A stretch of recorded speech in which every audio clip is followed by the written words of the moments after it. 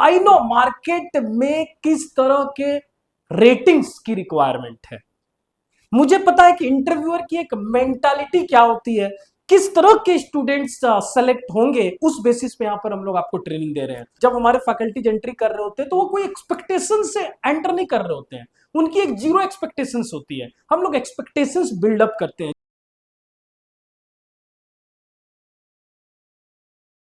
Hello everyone, welcome to SMBD marine academy. अगर आप class 10th पास हो, क्लास 12th पास हो, अगर आपने 2 इयर्स की ITI प्रोग्राम किया है तो आपके लिए एक one of the best opportunities आ गई है। नुसी गोवा की फॉर्म लाइव है।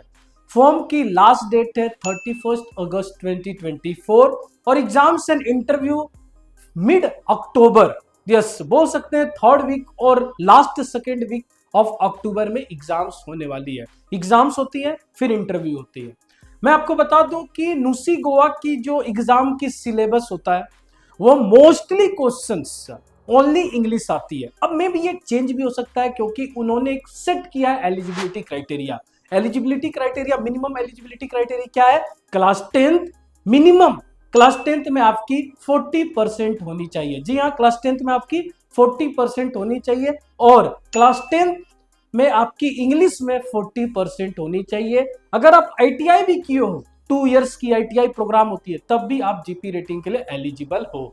कुछ मेडिकल, यस कुछ मेडिकल्स रिक्वायरमेंट्स होते हैं।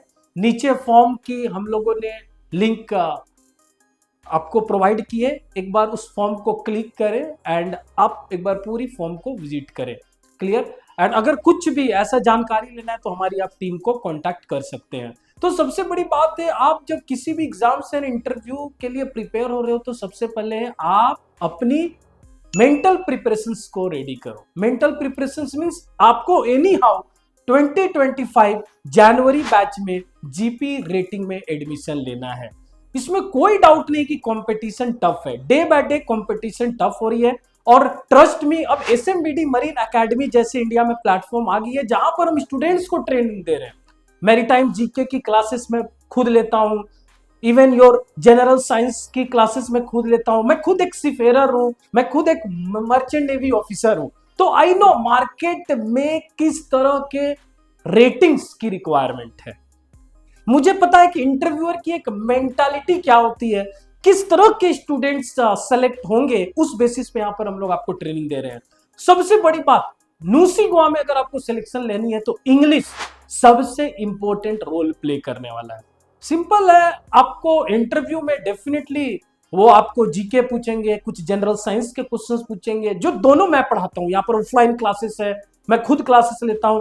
इंग्लिश की सेपरेट ट्रेनिंग होती है, सॉफ्ट स्किल ट्रेनिंग। यहां पर हम बच्चों को बहुत ही बेसिक से इंग्लिश सिखाते हैं। जैसे जब सर एंट्री कर रहे होते हैं, जब हमारे फैकल्टीज एंट्री कर रहे होते हैं तो वो कोई एक्सपेक्टेशन से एंटर नहीं कर रहे होते हैं, उनकी एक जीरो एक्सपेक्टेशंस होती है। हम लोग एक्सपेक्टेशंस बिल्डअप करते हैं। जैसे जब हम एंटर कर रहे हैं क्लासरूम में तो वहां पर हम लोग ये भी एक्सपेक्ट नहीं कर रहे कि सी और ही भी आपको पता है। यस, वहां से ट्रेनिंग स्टार्ट होती है एंड डेफिनेटली एक अच्छी लेवल तक हम आपको यहाँ पर ट्रेनिंग प्रोवाइड करते हैं। मॉक इंटरव्यूज होते हैं। अब मॉक इंटरव्यू की एक अपनी अलग बेनिफिट है। आप मॉक इंटरव्यू दोगे, आपकी कॉन्फिडेंस बिल्डअप होगी एंड फाइनली आप इंटरव्यू में अच्छे करोगे। उस मॉक इंटरव्यू की यहाँ फीडबैक होगी। जैसे आपको पता है नुसी गोवा में आपको न्यूज़पेपर दे सकते हैं, न्यूज़पेपर की पैराग्राफ को बोल सकते हैं कि रीड करो, इससे आपकी रीडिंग स्किल चेक होगी। क्लियर? उसके बाद आपको ट्रांसलेट करने बोलेंगे।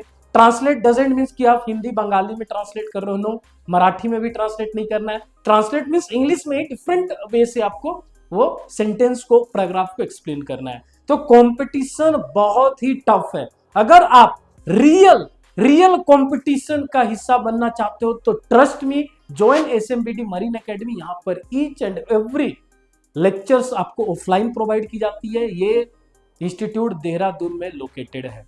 So wish you all the best for your upcoming exam. Thank you.